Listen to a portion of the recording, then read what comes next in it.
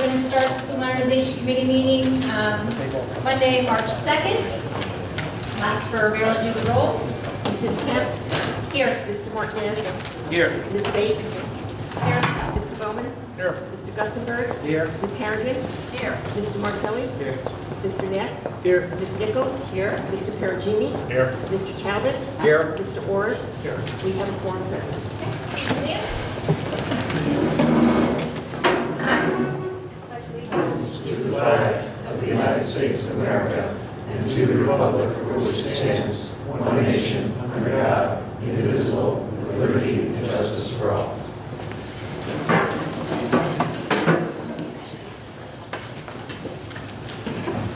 Okay, first up for us tonight, we get approval of the minutes from February 19th. So moved. Thank you, Peter. Thank you, Sylvia. All in favor? Motion passes unanimously. Oh, sorry, abstentions. 2 abstentions. Who's abstaining, please? Mr. Bowman or Mr. Perugini? Okay. All right, well, I would like to introduce Mr. Jeffries, principal here at Highland School, to kind of say a few words, and then he'll be taking us on a tour of the school. So thank you, Mr. Jeffries, for hosting us. We appreciate it.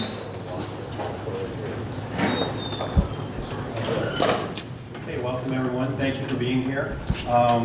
Just a couple things before we get started.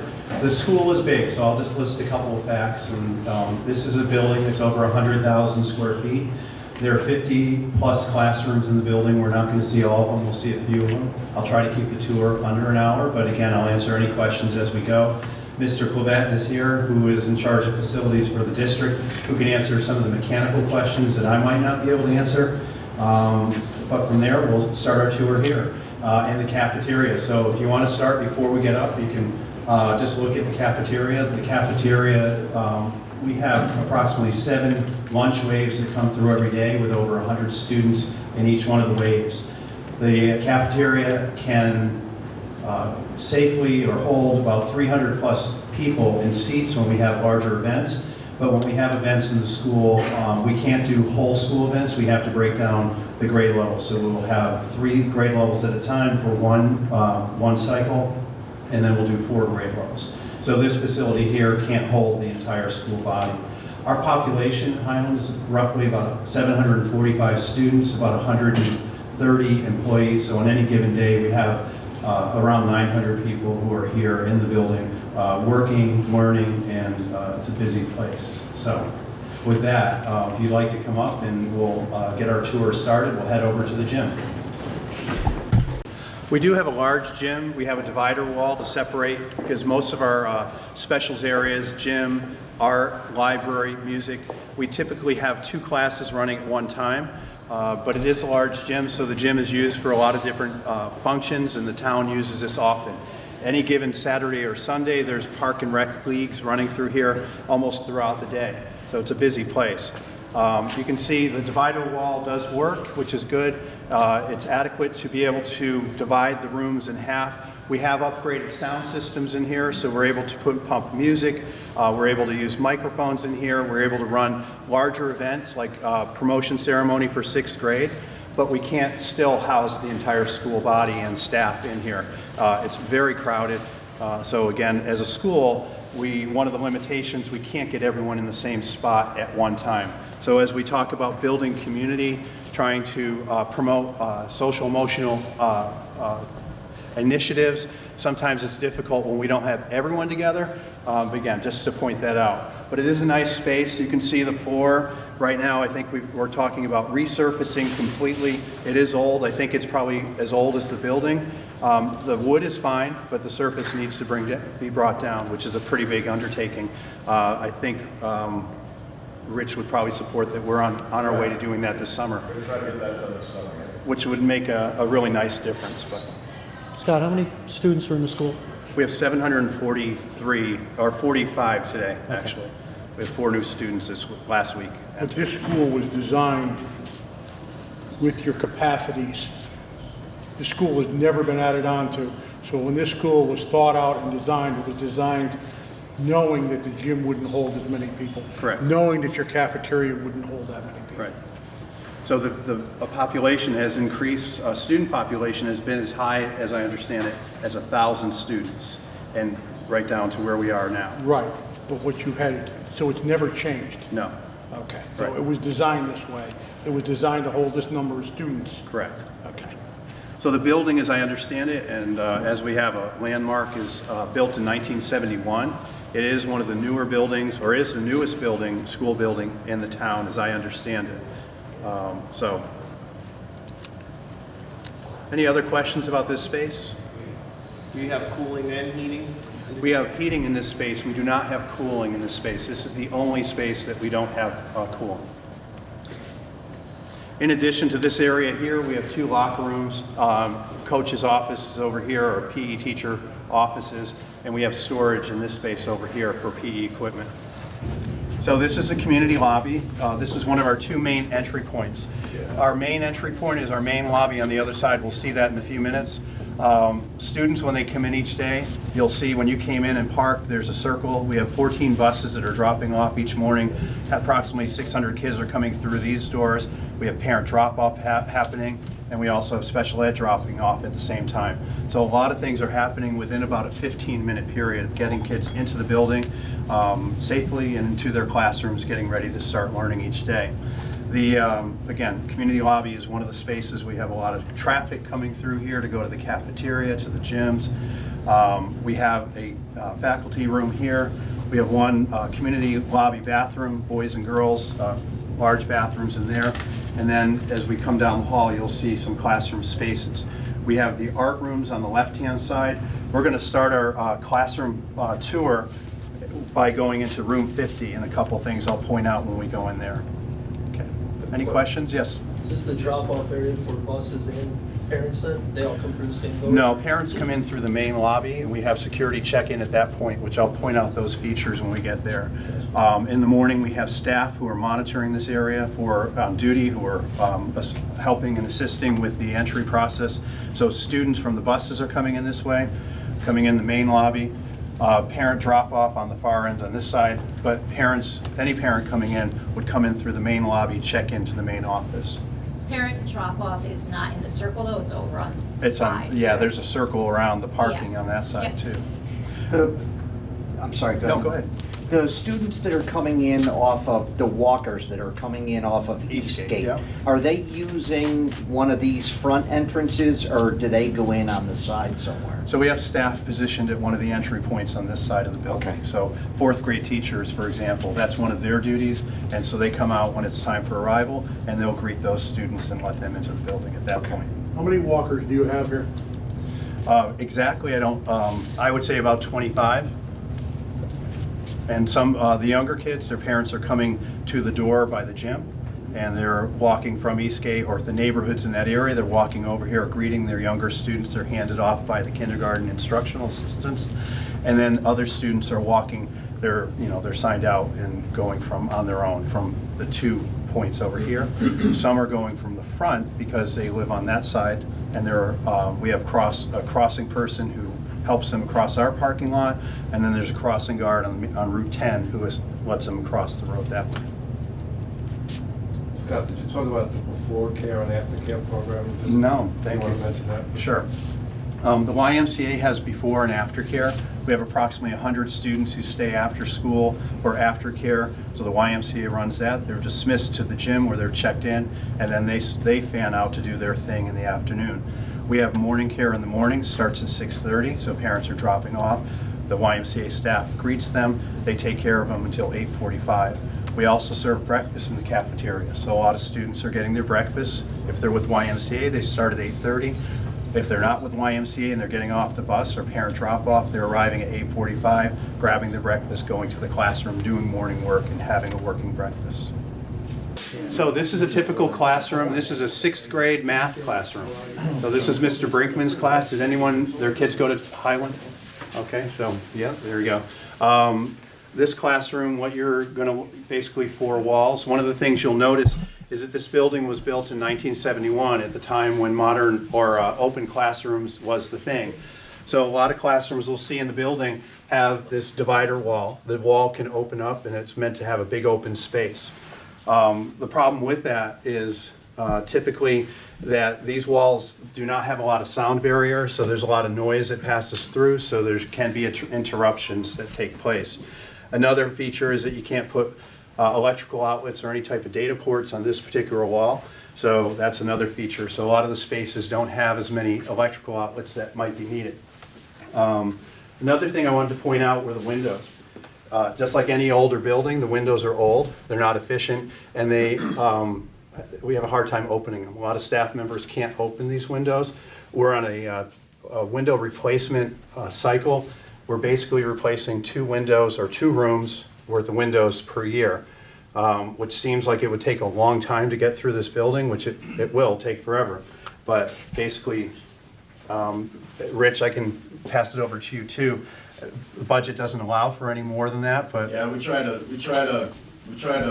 do it out of operations budget, so including the replacement of the windows, which includes abatement. We also replace all the millwork along the window, so that kind of compounds the cost.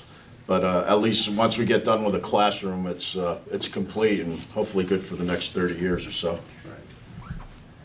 so that's one of the things we've been talking about a lot. I know when staff came in to give their feedback to the modernization group, that was one of their concerns, that they're unable to open the windows, and in an emergency evacuation, things like that, it might be difficult. So we're going to go to a classroom across the hall in which this was replaced and the millwork was done, so you can see what that would look like. Any questions about this space? Yes, sir. If you know this is what the size of the space that you want, and that's a movable wall, you have a drop ceiling, there's nothing stopping you from putting a permanent wall here and dropping whatever outlets you need into it. Okay. I understand your point, thank you. But, you know, just all I'm doing is pointing out what our facilities look like right now. The other thing I'll point out too is you have storage areas back there. A lot of it, again, is just, it's old, it's tired. And so storage is an issue, but again, that's just, you can see an example of what that looks like. So all the classrooms are cooled and heated? Yeah, all the classrooms have air conditioning and heating, so we do get the air conditioned space. So you get heating through this wall unit here? No, this unit here is an old electrical unit, I believe, and so. There's no unit ventilators up there, Yeah. they're all abandoned in place. So it's all rooftop unit and fan coils. Yeah. Now, are you bringing outside air in with that unit though? Yes. Okay, so there's your air exchange right there. So this is still operating? It is not up. No, it's not operating. Just, So how are you bringing your outside air in then? It's all not- rooftop. It's all rooftop. So you're not using it at all, that's why I said to you, you're using it for outside ventilation? I said no. I said, you asked me if it was outside ventilation. The answer is yes. Through an economizer on the rooftop unit. I understand what an economizer is, but when I asked you, you said, I asked specifically about that unit. The answer is no. It's not, it was abandoned in place. It's abandoned in place. It's not operational. I'm all set, thank you. all right. Okay, I think we're all set. I'm going to take you across the hall. There's a window that's been replaced.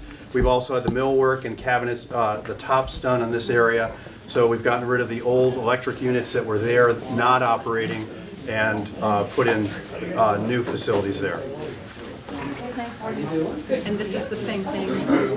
We have a divider wall on actually both sides. I think, no, I'm sorry, just one side. That's a block wall on this side.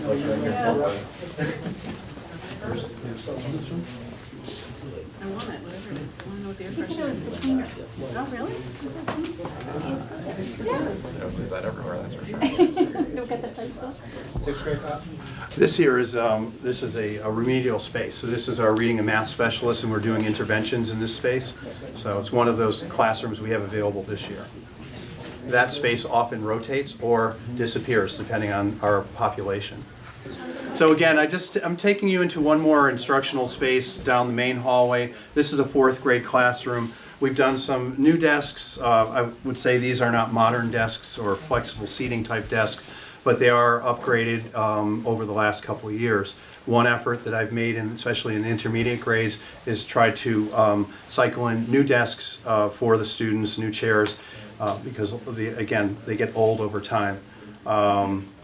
This is, you can see new window. Oh, sorry, this is not a new window. This is an old window. that I pointed out on the other place.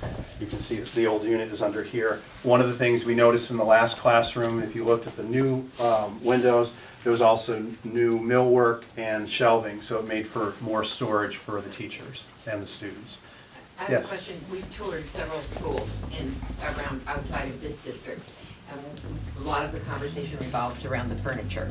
And we heard at a couple of schools that the teachers were not thrilled with desks with the cubbies underneath, or whatever you call them, with High things. school, They high would school. rather have, but even in the elementary school, they would rather have had tables. But they had a lot more storage. Would that be an issue for you? I mean, or do you really like these? I think the teacher said they liked them. Some teachers like tables, some because they like that structure. Many like this because they can tuck away their things and they can organize their materials. When you have tables, then you have backpacks or bags on the back of their chairs, and it can get a little messy. Do they bring their belongings into this classroom? They don't have any other place, so they have a backpack and all their coats here in these Yeah, closets? and the space right there. Yeah, right. Okay. Yeah. So it gets busy when you take a classroom of 20 students. It's busy in there. There's a lot of materials, and the teachers do a really good job in helping kids to organize, working out systems and structures to get them to students to be able to efficiently go about their day, the beginning of the day, throughout the day, and the end of the day. That's really important, the end of the day, to get the materials together. So, you know, one of the things, I don't know in the other buildings, but we talk about this a lot, is looking at, you know, when I talk about desks and movable desks and flexible space, these work. They're not ideal, but the main thing is to first provide comfort so kids can sit and work and be comfortable in that environment. But when we start to look at 21st century classrooms, then we can, you know, then we look at flexible seating, different types of desk arrangements so we can pull and flex and make different types of collaborative groups in those settings. Okay, what's the courtyard used for? Do you guys really use that much out there? Yeah, we use it, a combination of things. You know, we have students who go out depending on the time of year. Teachers will bring their students out and they'll do some independent reading in that space. Sometimes that's a reward, sometimes it's part of the regular routine. We have other students who are out there on movement breaks with staff, just taking that quick break, coming back into the classroom and work on learning. Staff also uses it during their lunch hours, so we have tables out there with umbrellas, so we want to have a nice comfortable space for them on nice days. But typically it's more of a flexible space. So. And it's a cross-building shortcut. It is a cross-building shortcut. We can go from this side to the other side quickly, just going through the doors. So when you come in this classroom, you're also part of that classroom. Because of the divider wall doesn't shut all the way, so it really doesn't close off the space. So Ms. Guinapero, Mrs. Gooding, they're co-teachers, they work closely together, they're able to use the space, but again, the way this is designed, when we talk about securing space, it doesn't make for the most secure. We can secure the two doors, but again, this room is never closed off from the other room. But it could be, right? What's that? It could be closed. It stops, well, it has the runner all the way across. I mean, it has a door that you go into that room. Yeah, you'd have Yeah. to fix the wall, you know, We'd have to drywall yeah. to do that, right? So what I'm saying is it doesn't have to be a completely open space. Right.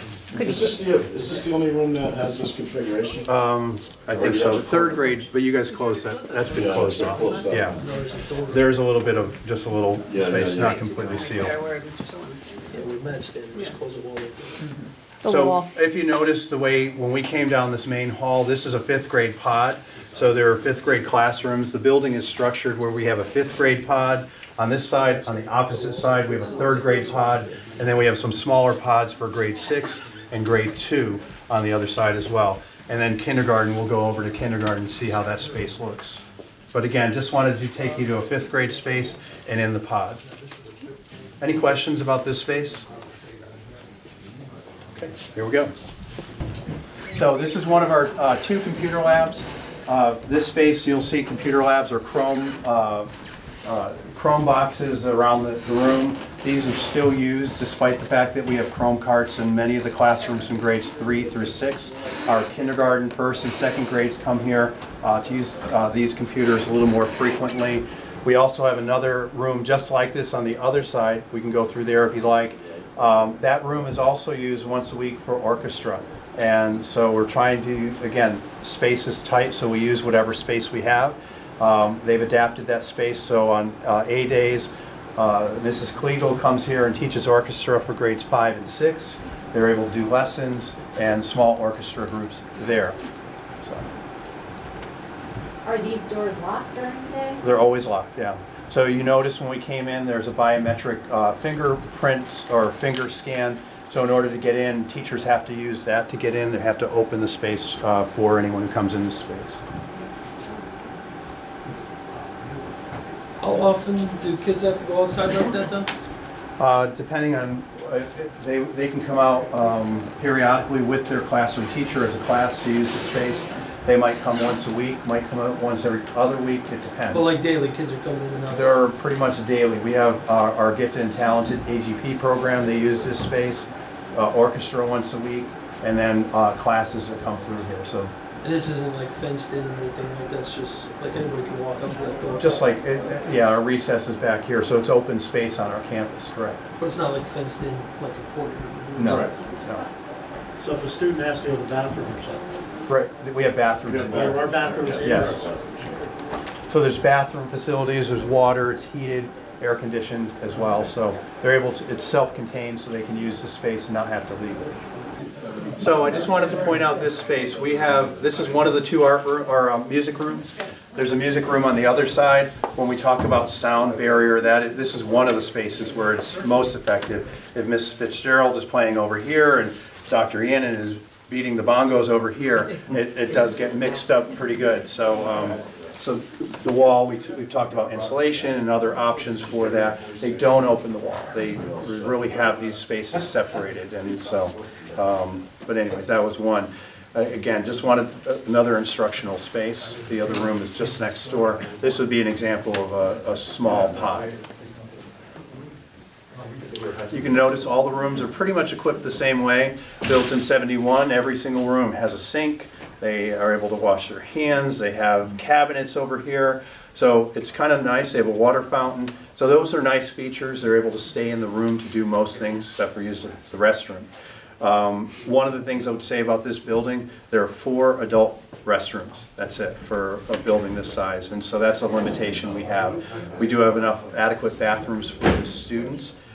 Students in kindergarten through 2nd grade, their bathrooms in the rooms. Grades 3 through 6, the bathrooms are more group bathrooms, and you'll see them in the hallways, and they're divided out by grade level.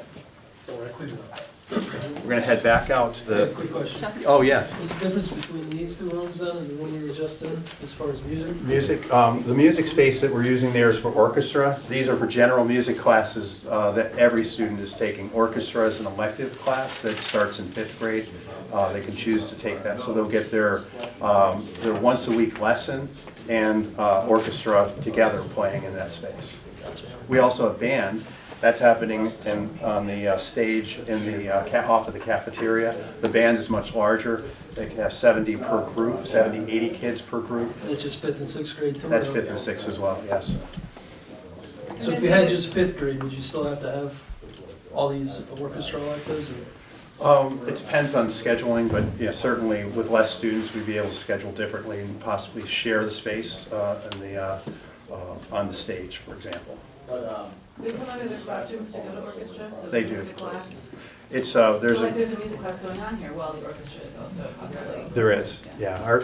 Because we're servicing 39 classrooms, so we have 39 classrooms K through 6. These rooms are always busy with music class, art rooms are always busy with art, and library and PE, same thing. They're all occupied, so to have orchestra or any band groups in these spaces at the same time, we couldn't do that.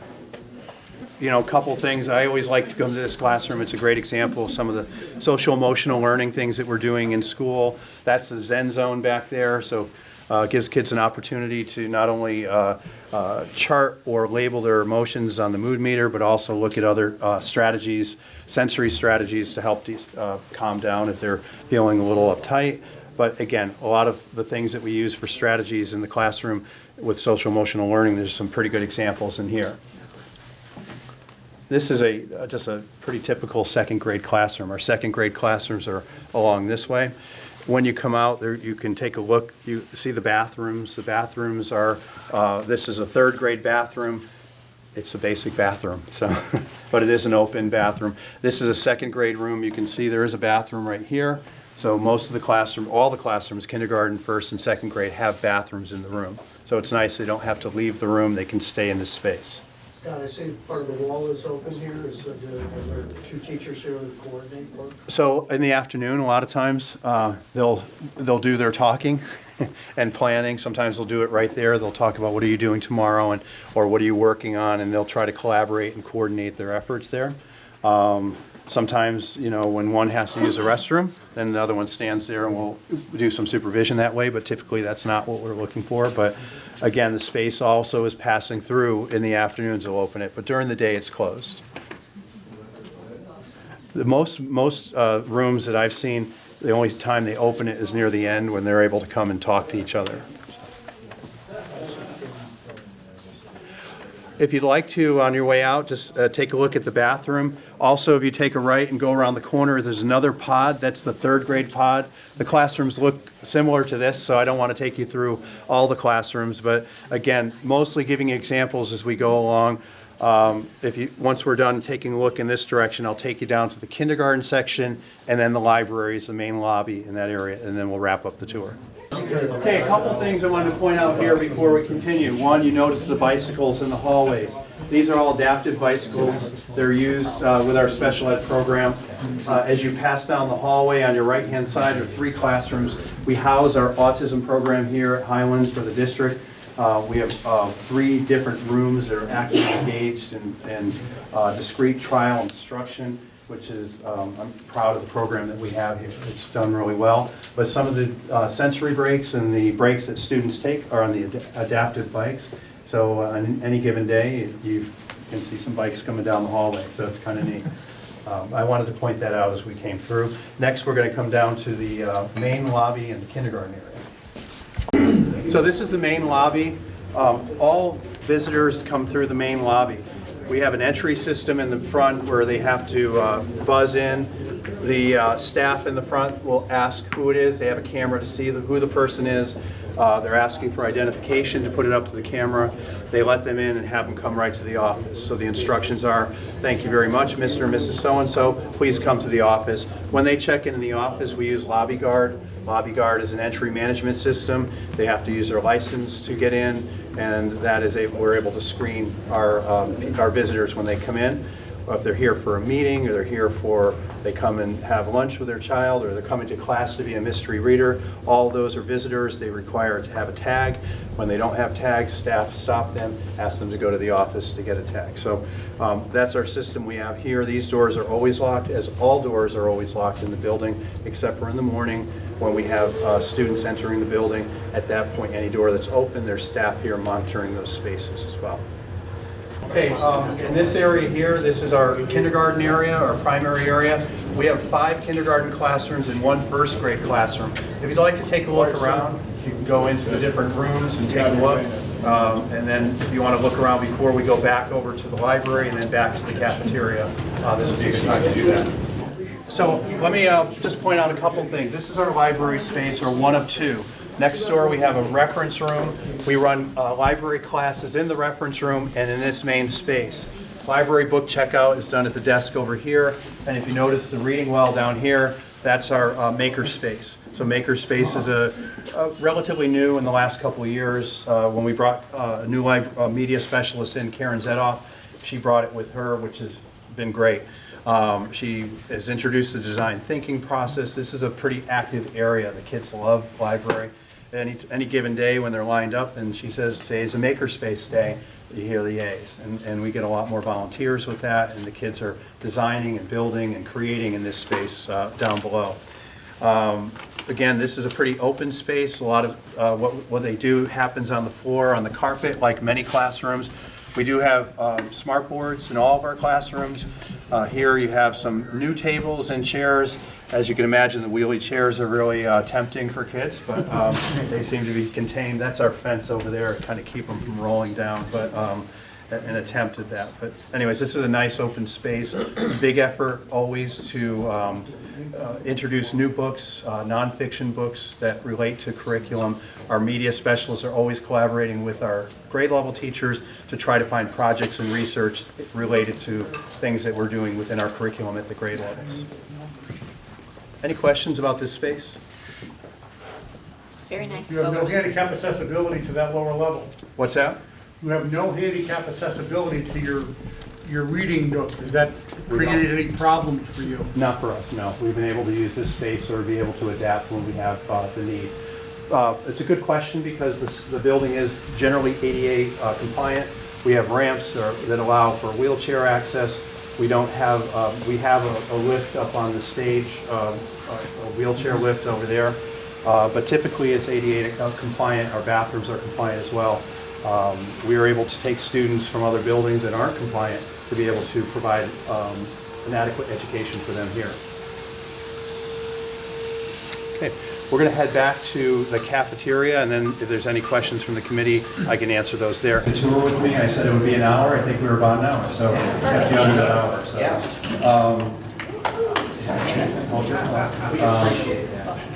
I just want to say a couple things. This is a great school. We have a great community. We have wonderful teachers here, teachers who are able to be flexible and to make use of the space that we have.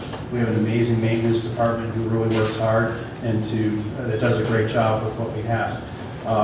So I don't want to give the impression that everything is broken. I really want to give the impression we have a great school community that we love our school. So we thank you for that. The last thing I just want to point out is, as you come in, one of the areas of consideration for modernization when we talk about a population of people every day that comes to this building is the parking and the movement of buses and cars and just the volume of people coming through. If you're here for any big event, you know you wait in line. And so it takes a while to get out through the light. I thank our police department who's given us a few extra seconds on every cycle of that light on Route 10, allows more traffic to get through. It allows our buses to get out faster. They're not waiting and sitting and sometimes in the warm sun, which causes behavior problems, all the things that principals worry about and keep us up at night. But that's also a consideration. With that, I just would open to any questions about the facility. All right, thank you. Does anybody have any questions? No, thank you very much, Mr. Jeffries. Appreciate it. It's a nice tour. Nice to see so many great classrooms in this building here. Any other discussion about the school at this point? All right, so next up on our agenda, really happy, we had talked really when we first started meeting about getting a better understanding for what the vision for education is here in Cheshire. So we are going to see a presentation tonight that I think Mr. Solin's going to do for us so that we can see exactly when we say 21st century learning in Cheshire, what do we mean by that, so we know what exactly our facilities need to accommodate in the future. Thank you very much, and again, I want to commend Mr. Jeffrey and Assistant Principal Erica Bordenaro for taking us on the tour this evening. I hope you found it very educational and informative. So as Ms. Kemp said, we were asked to identify really what it is in terms of our educational vision for the Cheshire Public Schools. I think that's another piece of critical information for this group to put together with the visits, with information that we'll get from a project manager, with our tours of these schools, and cobble it all together to ultimately put together the best plan for our school system. So our vision starts with our vision of the graduate, really. And this is something that we adopted last year, that basically the heart of this is that we hope to have students that can develop skills that are really applicable across disciplines and in real world application. We want our students, as you know, to be complex thinkers and social emotional learners. And we break down our vision of the graduate into 3 domains. The student is thinker and learner, really kind of the self domain. And that's basically somebody who can go beyond the background knowledge and take the information to create new ideas. They're independent, reflective, responsible learner, capable of self-direction, self-efficacy, and self-motivation. We look at the second core component being a collaborator, somebody who can work effectively with others, demonstrating respect for others and having social emotional awareness to recognize individual differences. In our global world that's ever shrinking, these skills are ever more important. And then finally, the student is a community contributor and how they influence the world. They demonstrate concern and respect for self, others, and property, make a positive impact on the community, and assume responsible and ethical citizenship by taking positive action. Again, these are all things that we as a school system adopted last year, and they're built around our performance standards. Our performance standards were about 15 years old, and last year we worked really hard to evaluate, what are the needs of employers today, what does it take to be successful after high school graduation, and we revised our performance standards last year and came up with this list.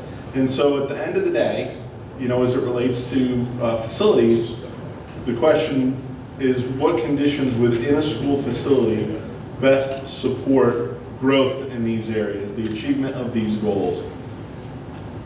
So our future learning environment is we try and support students to become competent in those domains, focuses on opportunities for collaboration, provides flexible grouping during lessons to be able to spread out. Scott talked a little bit about being able to group desks and move around. I think our success over the last several years is focused on the idea that we have to improve instruction across the board to support all learners' growth.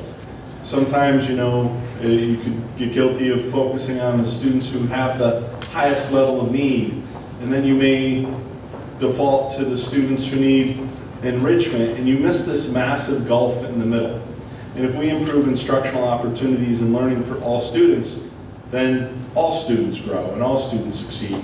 So that's really been our focus, and the way to do that is to mix students often during the course of a week for instruction.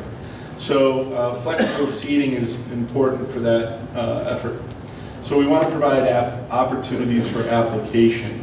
Building, creating, deconstructing things. In the library, you saw our STEM lab where students are just tinkering, building, developing creativity, constructing. In the kindergarten room, I saw students using geometric shapes to build a rocket. So we're working on building and constructing. Things like that require a little bit more storage and space to be able to construct, deconstruct, as I said. When you think about application for older students or even younger, greenhouses, machinery to support robotics, construction, and fabrication. We spent a lot of time talking about that at our last board meeting. Contemporary science labs. And then the instruction has to be differentiated to meet the needs of individual students. I already kind of talked about flexible grouping arrangements. It provides space for teacher conferencing. So a lot of our instructional design is predicated on goal setting and individual conferencing with students. So you need to have a semi-discrete place for that, but you can still observe the other students in the class. You don't turn your back on a group of 8-year-olds. Anyway, if you're a parent, you know that. Anyway, designed for flexibility given the pace of change. So, Scott talked about those portable rooms. Today our out-of-district group was on a visit, and we were in Guilford High, and they talked about building a number of walls that didn't have piping or electricity running through them, so that today they meet their needs. But if things change 20 years from now, they can easily knock down those walls and reconfigure spaces. So that's the sort of flexibility that we're talking about. Considers more sophisticated early childhood and special education needs. I think you guys have heard me either through board meetings or council meetings or this meeting talk about how we've brought more students with sophisticated needs back into the school system who may have been previously outplaced, because we believe it's better for them to be in their home district. We can provide service as well, if not better, than most outplacements, and it's more cost effective. But facilities may look a little bit unique. They're not your typical classroom setting, so we need to be considerate of that fact as we move forward. So as you know, there's been a committee that's talked to a variety of teacher groups already, some early faculty impressions on the needs, heating, ventilation, and air conditioning. That's a significant need expressed throughout the district, and it's not just we need AC. It's significant variations in temperature between rooms. I think that committee would attest to that expression by our staff. Larger adaptable spaces for instruction. As you walk around here, you notice if you've been to other places, this building the classrooms are larger, and that's meaningful for our staff. Space to accommodate larger scale meetings. Our staff has said they want to be able to meet with large groups. Scott talked about this space being a sort of location for that, but seeking opportunities for that. Updated science facilities. Again, this is a district perspective and not necessarily a Highland perspective, but that science need is noticed across the district. Teachers are always asking for additional storage. We want to be security conscious, but not overbearing. You know, we don't want gates in between every hallway and things like that, but it does need to be aware of security. And then finally, natural light. And I'll show you some examples as we move on. So what is this visually?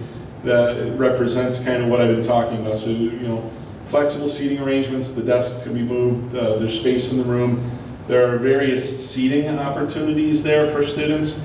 I did instructional rounds where, you know, go visit another school system, observe instruction, and provide feedback on what we see in Wilton a couple of weeks ago. This variety of seating arrangements really stood out to me. So they have a lot of flexible seating for kids, elevated desks, lower desks, and kids will kind of just go to what's comfortable for them. So again, how's this visually represented? On the left, you'll see kind of a encased science room, that room on the right being much more inviting. But even on the left, you have elevated desks and different seating arrangements. And on the right, same thing.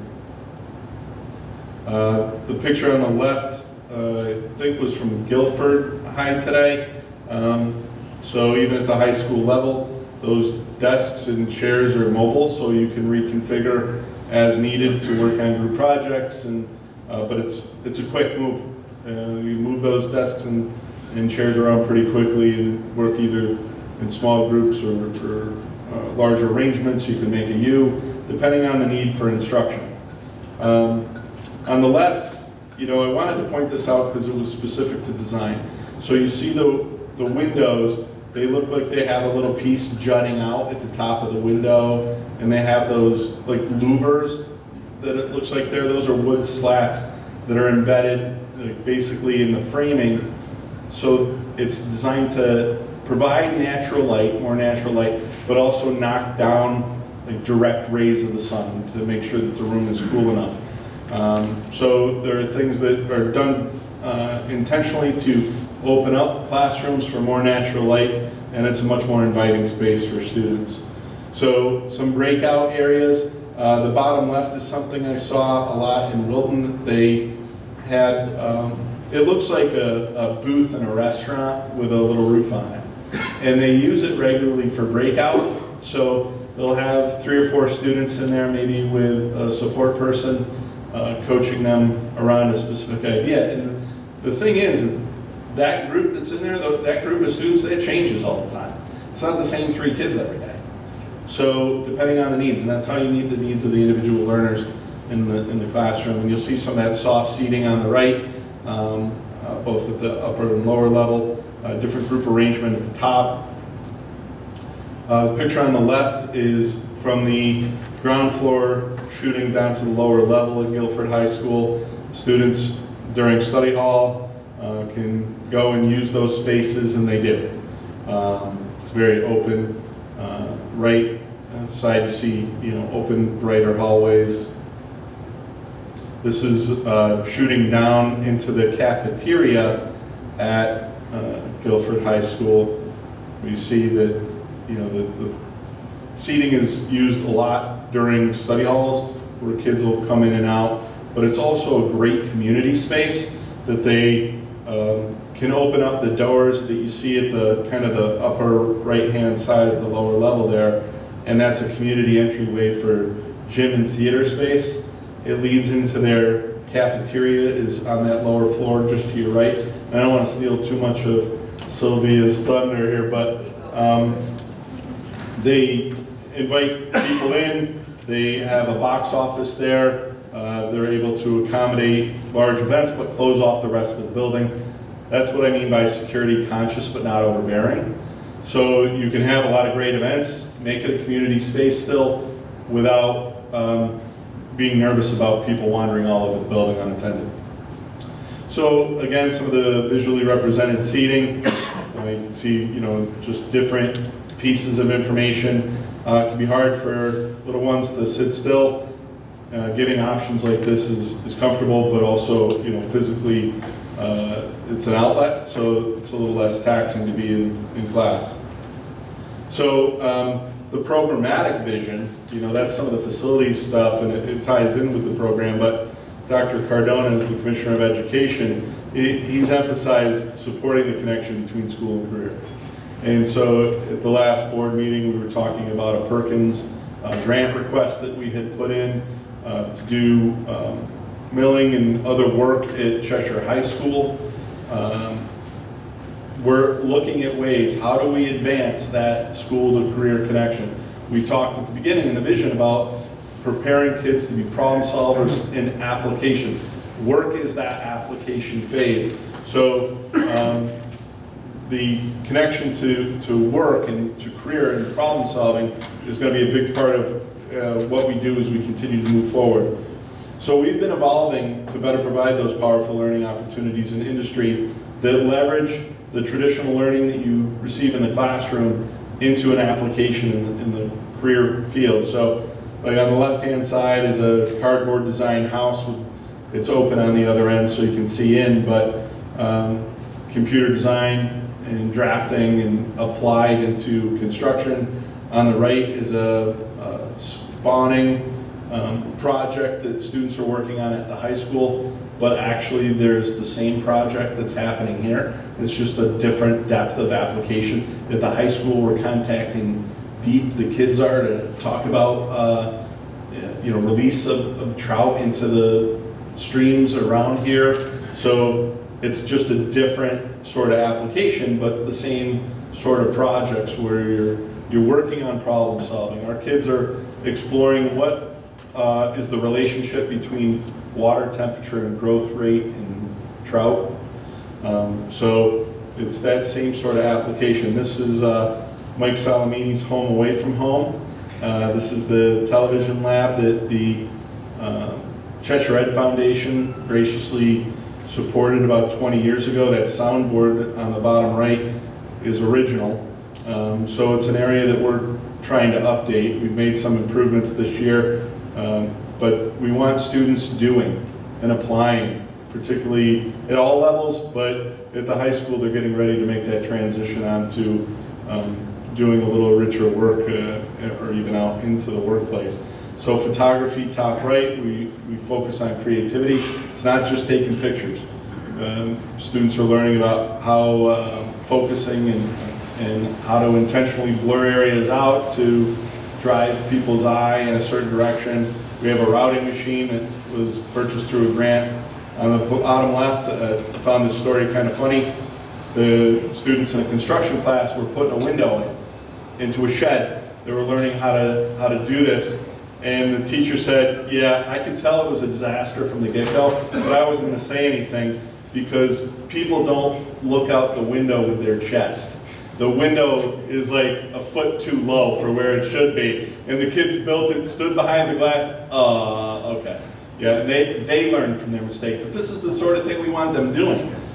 Learning from these mistakes and evolving. Top left is a hydroponic growing station a student had built. And these are the sort of applications that are rich, that help our students learn and grow, problem solve, and this is the sort of programming that we're looking to build. So again, we've worked to expand learning outside of the traditional classroom opportunities.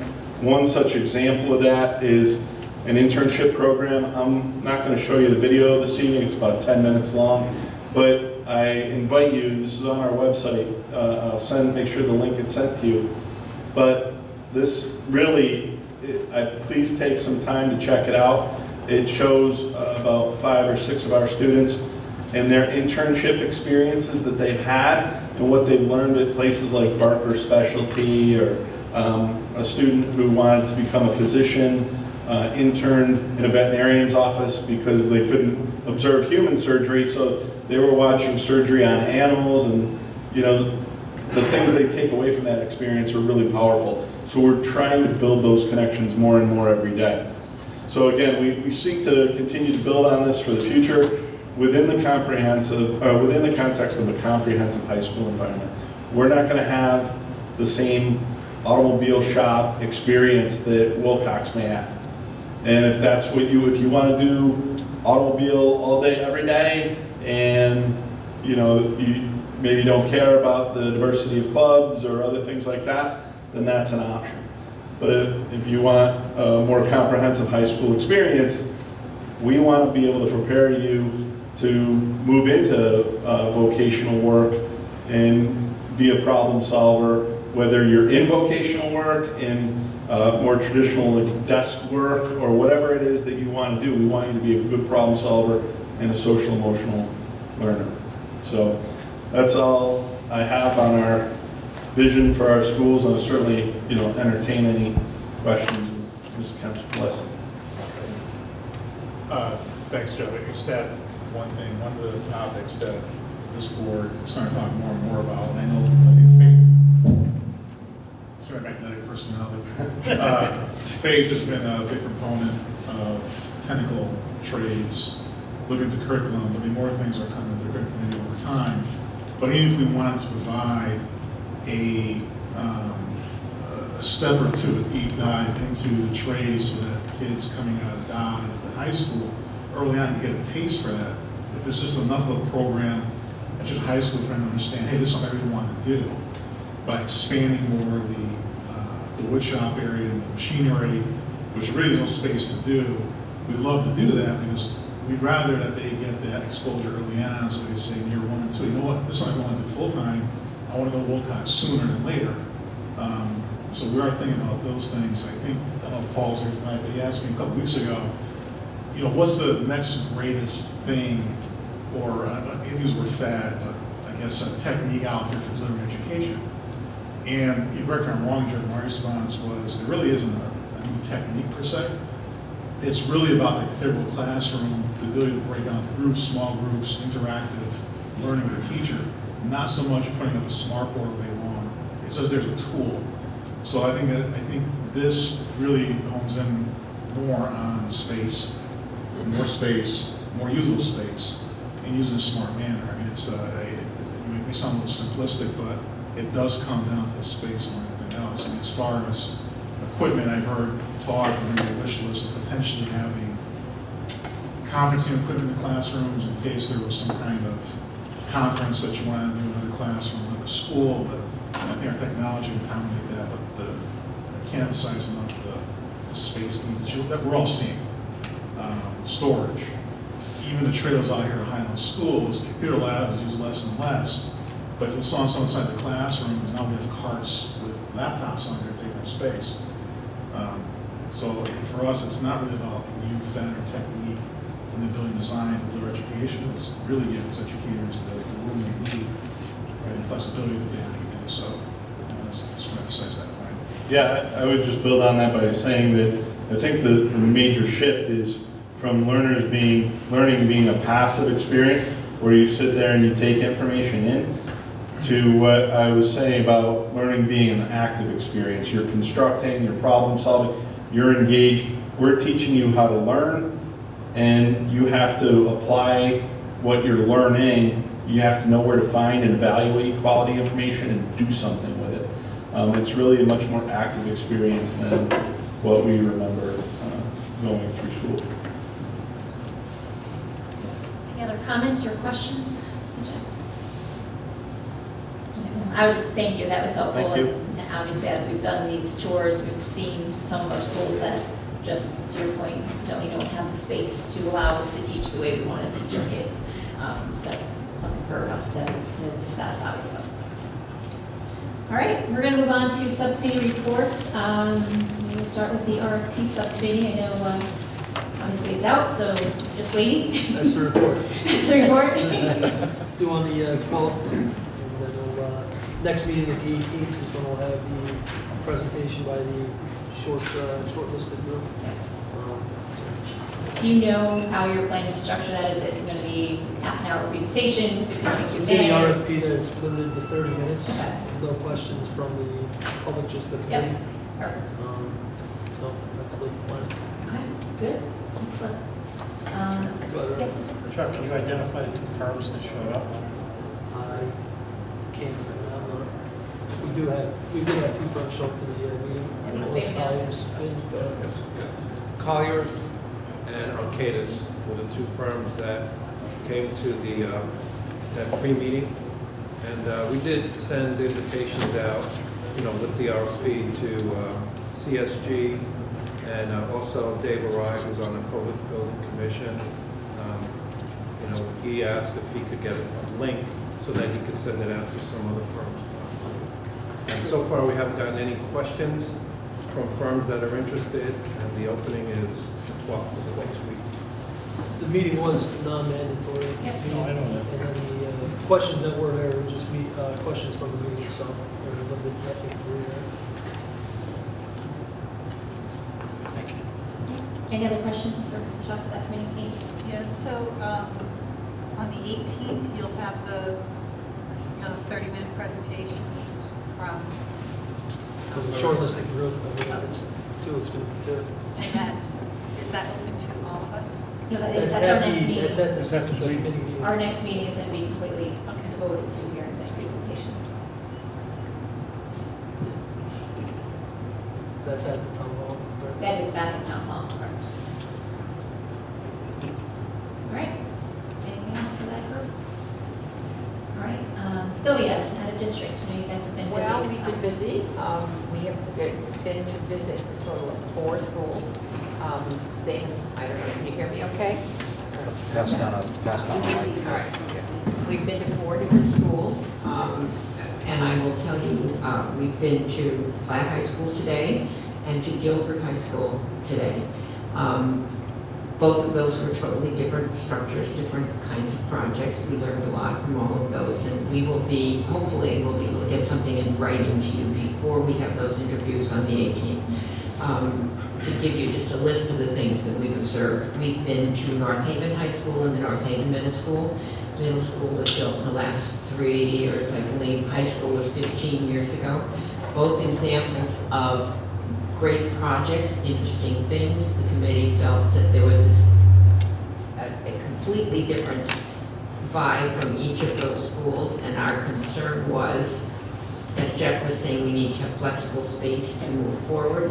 North Haven High School is 15 years old, and we went in and felt, after looking at the modern schools that we'd seen, that it could be updated already, and it was only 15 years. So we wanted to make sure that we keep in mind that we've got a 30-year window to keep these schools viable. This school is a good example of that. It was a forward-thinking school then. It may need some adjustment today, but there are ways to adjust it today within the form. South Windsor, we went to 4 elementary schools. We went to 3. Their project was to rebuild 4 elementary schools and close 1. Very successful project, very well run. They completed 1 school about a year ago. They have 2 under construction right now, both to be completed by the summer so that the schools will move in September. And then they're going to referendum for the 3rd project. So they divided their project into 3 referenda so that each one was decided individually. Both of them that have been done already were approved almost unanimously. 80%, 78% of the voters agreed for that. The success of that, and just to tell you, we focused a lot on the schools and what the environment was, but more we felt the process was important. And every school said that they needed a construction, a manager, an owner's rep, and they all said, South Windsor said, absolutely, I wouldn't do a project like this without that. I said, that's good, because that's where we're headed. And they gave us some advice as to how to manage that process with those people. And they, in South Windsor, they had a very active community group which supported their project and was separate from the Board of Education, separate from the committee, but became the spokesperson for the project and were instrumental in making sure that all the information was given out in a very transparent manner, and they were provided that information by the committee and the Board of Ed and everybody. So that was successful. So we toured a school that was complete and one that was under construction. We found from all of the projects we went to visit, we talked about the construction companies that were hired, we talked about the architects that were used, we talked about the way the spaces were configured, and some of the projects were very different, and some were very traditional, and some were lovely, lovely, just architectural, well, how do I want to say it? They were a good testament to the architect who built them, and perhaps not as much to the students who used them. And they were beautiful, and I won't elaborate, but in one case, it was a beautiful school, it was gorgeous and windows everywhere, and there was a main conference room as you entered the school, which was all glass. We all sat in that beautiful conference room. And they said that's one of the things that they would not do again, because every person who came to the school saw you and you talking about your children with the staff. And though it was beautiful architecturally and it was lovely, it was not practical for the school. So they warned us about that. So we have a lot of information like that, which will be helpful when we interview the candidates who are applying for that. So Rich or Matt, do you want to add anything? Well, I would say not so much your project manager, but your architect. Well, that's true, but the project managers, the ones in, for instance, in South Windsor, and I think in the other schools, hired the project manager who was then tasked with, correct me if I'm wrong, Rich, but they were tasked to help develop the RFP for the selection of the architects and so on and so forth. So it was a collaborative thing. Except that Guilford. Yes. And Guilford admitted that they should have brought the consultant on first. Right. But Guilford today was everything you want in a high school. Open, light, bright, safe. It's all done in pods. One button is hit, all the pods lock down. And each pod has its own separate bathrooms and separate. So once those doors are locked in, like Sylvia said, the students can move within that pod and not be endangered from the outside, so they can use the facilities. It was so there were a lot of things really there. well done. Right. Also, they said that other schools, districts are doing like what we're doing, and had come to see Guilford, and one of them was Farmington. And they selected the same architect that Guilford selected because they had liked the concept so much. So we got a lot of information about the professionals involved in the actual completion of the project. So we've been talking about how to put that all together for you to understand, and I think we hope to see a couple of others as well. Any questions for? Yep. The ones you just talked about were all new construction. No. No. Well, your table was 50 years old. Right. No. You didn't. The junior high was a remodel as new. So okay. And Guilford was new. Platt was remodeled as new. So Platt was remodeled. Okay. Mm-hmm. So and what did you find from, like, do you see any similarities in what we have from that you saw before pictures? We didn't see before pictures in most cases, but we heard all about how the process worked, and the construction companies that they worked with, for the most part, were the same construction companies. Different managers, project managers, but usually the same construction company, I think, in almost all of the cases. And they could build many of them built a new school on the same site as their original school, and it was built 5 feet away from the old school, and so the kids remained in one school until the new one was built. Or if it was a remodel, they took off this part of the building and the rest of it was functional, and they fixed this part, and then they moved to the next wing and the next wing and the next wing. That took 4 years, I think. Yeah, Because- Four and a half. That was a yeah. mess, because of the fact that they were building a piece, taking off a piece, building a new piece. When they were done, all that was left was the gym, the pool. I mean, there were just some small areas. Same with North Pool in Haven. the auditorium. Right, not the gym. And in North Haven, they kept the principal's office and something else, they kept very The little of the building, but in order auditorium, to the qualify as a cafeteria, and remodel, the gym it was- were kept yeah, in North Haven. they had- yeah. They built a whole new Right. You know what the problem wing with the and then took down the old That stuff. was a mess. It was, if you're gonna remodel as new, if you went into Guilford High School and saw how passively it was designed for lighting, heating, cooling, it was amazing. Platt was, in my opinion, there's nothing wrong with what they've done, but it was dark, it was dreary. It's very different than. It was totally different. The only place that was light was a new entrance that they had done. But, and that would be the difference between remodeling as new or new construction. Some of the older buildings tended to have long, straight hallways with little or no windows. And actually, North Haven High was like that, and we were somewhat surprised. Looked beautiful from the outside. When we got inside, it was pretty boring looking. It just didn't have anything The constructive. other thing, if you get into the construction part of it, was some of the schools, was it the North Haven Middle School that was built with sheetrock walls? Right. And they said, don't ever do that because the kids are banging up the walls, either use block or some other impervious material, but it was less expensive to do that. Guilford had mentioned that too. The maintenance people were very unhappy about that. Windows were an issue. Which one was it that hired somebody to come and do the windows twice a year? That It's was the middle school in North Haven. in North Haven Middle School, because there was so much expansive glass, very high, very open spaces that needed to be cleaned. And they had to buy extra lifts to be able to get up and clean the windows, so there was associated maintenance costs for those things. So Guilford those said are that. things, yeah, we need to be aware of those kinds of things as well.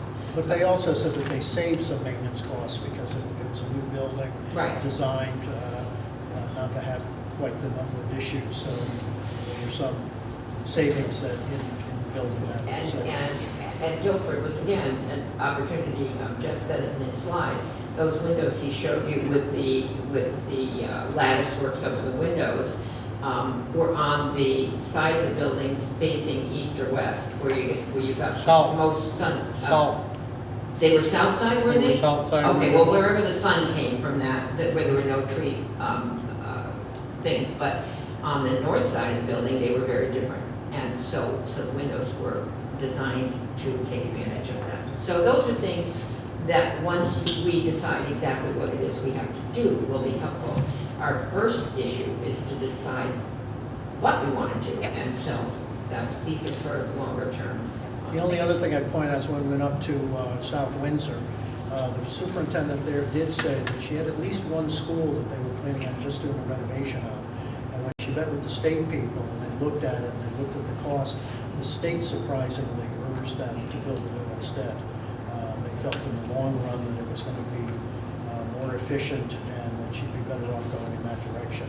So I was a little bit surprised because the state in the past has sort of pushed districts to renovate and they give a higher reimbursement on that, but And the cost for those elementary schools on average was around 35 5 something million, like wasn't it? Before reimbursement. I don't remember what. I don't either. We have a lot of information Yeah. that we can share with you. Yeah, Guilford was 97 million, with their reimbursement rate was 30%. Platt and Maloney had to be done at the same time for political reasons. And their cost was about, to remodel and do, was about 112 to 115 million. And of course, their reimbursement rate was much, much higher. 75%, 76%. Chuck? I had two questions. The middle school that you looked at in North Haven, what grades was that? 6, 7, 8. And what, like the difference between that walking around in terms of space and dot, just comment on that, what's the difference? Say that again? The space that they had for the common areas and so Much more open, much more, the classrooms were much more able to provide space. They had not breakout rooms, what did they call them, in the hall, where they had some soft surfaces and places where students could come out and talk to teachers. We do have some pictures which we may be able to share. Yeah, right, I'm trying to do that. So yes, all of the schools we visited had not, Guilford High School classrooms were not as big as Guilford High School classrooms were smaller than I expected they were going to be for that building, but they were very adequate because they provided for storage and all kinds of other things in other Science places. labs were a good size. Science labs, they had both an instructional area and a lab. The teacher I had spoken to had between 22 and 30 students in her class. Right. Which, even though it seemed small, I don't think it was. It was very light and bright. It was. And she said she was very comfortable with 30 students. Exactly. And the teachers don't have any desks in those rooms. They have a separate area where they all have their desks and they have an office area. So that didn't take up any space in the classroom either. Lots of interesting ideas, and we will put them together in some order. We're working on that. So it was a long day today, but it was good. Yeah. Any questions? Anybody else have questions? So it sounds like there's some takeaways, lessons learned in the class. Too much light, was a little light. And I'm sure there'll be a report. But were there any glaring, or did they run into any mistakes or big problems in these projects where they kind of give us a little heads up of what not to do or perhaps what to look for? Yeah, there were some things, on the whole, not too many. Would you agree with that? The one was, I think I mentioned to you earlier, and maybe not to the whole group, but one school had a conference room that was right in the front of the school, Yeah. to which at which they entertained us when we came in. But functionally, it looked great from the architect's point of view, but if you're having a conference with anyone that needs to be private, every single person that came into that school walked by the window and said, oh, who's that in there? And so they don't use it for that. We had the funniest one was the nurse in one school insisted that the nurse's office have windows that open, because there are times in an elementary school when you need to quickly open the windows in the nurse's office. That was funny. She said, the only thing I would ask is you make sure you have an opening window in the nurse's office, because there are times when you really need that in a hurry. But Guilford actually said the same thing. Yeah. They made sure that their classroom windows were operational. Yeah, right. So, Platt had this big stairway that. monument to the architect. Yeah, that right? they looked at, they said, yeah, this is a monument to the architect, it's a waste of space, we didn't want it. So I think there are some things like that that you have to watch out. But overall, I think that each of the schools we've gone to, they were pretty pleased with the process. And each None of of the them ran schools- over that they said, none of them had any serious problems. One of the schools, and I wouldn't want to mention it publicly, but one of the schools said that they would not recommend a particular architect that they had. But short of that, the others all seem to be Yeah. pleased with each of the professionals that they worked with. And I think to a school, they always included their staff when they had hired, by the time they hired the architect, they reviewed with the staff some of the things that were being presented and to make sure that they were indeed providing the educational needs that they needed. Because it's easy, any of you who have built a home know how easy it is to get caught up in how beautiful the architect is going to make it, and then they forget to give you a light switch by the back door. So that was one of the issues that they said to us, pay attention to your educational things before you pay attention. What was the comment about the architect at Guilford High School had designed an entryway to the front of the school? Very architectural, very zen, very everything, and it had a covered roof that went, big square entry, and it went around the perimeter. And one of the students challenged the architect, and you were better. What did she say? How did she? There's a 10th grade student Yep. that said that the kids walking in are going to be forced to go in different directions and join in groups to go in instead of going in the center together. And That you were in fact dividing them. because they were afraid that the way the design was, that it was going to be in inclement weather, it would the students would get wet, when in fact, the design was that they wouldn't get wet.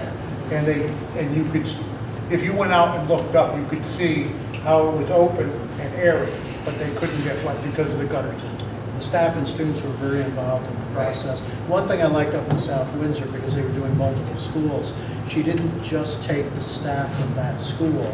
She had a group of teachers from across the district so that they were all designing what should be a good school for that district. And it wasn't just, what do the teachers at And XYZ school. that carried through the whole process, because she had to close the school, and she said, every step of the way I involved the staff so that we all were on the same page. And when we opened a new school or closed a school or had a groundbreaking, all of the teachers from all of the schools came to that, so that nobody felt like it was just my school. It was our schools and our project, and therefore we will celebrate when your school is built. You will come and celebrate with us when our school is built. But there was also kind of an understanding that they were going to be building 4 schools, and every single elementary person eventually would be in a new school. And they included the So we all work students as a in team. the process as well, so the students, the band would come, and the, cheerleaders would come, and all of that. That goes to your marketing plan, and that was very successful for them, and I have a lot of literature I'll get dispersed. Did any of the projects, or did any of the school districts share the projects when over budget or over schedule? No, Guilford Guilford was was $1 $1 million million under. They were $1 million under budget, and they decided to put a second turf field in. And South Windsor came in under budget and actually added more classrooms because their enrollment was going up more than they anticipated. So they added a whole additional wing. They've set theirs up so that the buildings are supposed to be done late spring, because then they want to, as soon as school's over, they're knocking down the other building and moving everything over. And they're right on schedule according to what they said. Yeah, I think that's true, and they stayed under budget. Their challenge was, however, and the superintendent was very quick to tell us the long-range plan. Their plan was 10 years to do these 4 schools, and they were glad that it was that way, because they had based their enrollment projections on the fact that for the preceding 10 years, their enrollment was going down. And when they started the project, within the first 2 years of the project, their enrollment in the elementary schools in South Windsor, the only school district, I think, in the state of Connecticut, or one of 2, increased by 800 elementary school students. So they had made a decision to close a school. What period of time was that? Period, 3 years, 2 years? Right. And so now she had to, in the process of building the second two schools that were built, in the middle of the construction, they had to do change orders and add more classrooms to those schools to accommodate those additional kids. So she said that's something you think about when you're doing a long-range plan, that it can change. I mean, they had no clue. It had gone down for 10 years in a row. And all of a sudden, it was back. So, will that happen here, or won't it? There's no way to know. It's only happened in two of the school districts in the state. Yeah, right.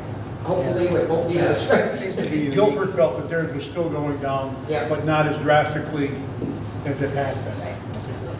And they felt that was partially due to the new schools, the new high school. Great, thank you, Sylvia and team. And Rich for the input sessions, teacher acceptance sessions. Well, Anne Marie, Jen, myself, Rob's come to some sessions as ex officio, and Sylvia came to a number of the sessions also. We've now met with the staffs of every school except for Darcy. We had 2 sessions at the high school because it was so large. I know there was some discussion at one point about whether the staff would come out, but they have been coming out in large numbers. We would set up 45-minute meetings that were going an hour and a quarter, an hour and a half. They had so much they wanted to share. Each school was a little bit different. The staffs of every school seem to be very, very proud of what they're doing and what they're accomplishing. But there was also a fair amount of frustration that was expressed. A lot of it had to do with maintenance type issues, windows, roof leaks, that sort of thing. But a number of the items too dealt more with program issues. That was particularly true of the high school, Dodd, Humiston, the alternative ed program there. I mean, Jen said when she left there, she just wanted to do something for those people. They're working so hard for those kids, and they're in a very inadequate space. A couple of the schools that are not handicap accessible, we saw that at Chapman, we saw that at Humiston. And you've got not only kids who have to access those spaces, but sometimes staff members, sometimes parents, and we have areas in those buildings that you just can't get to.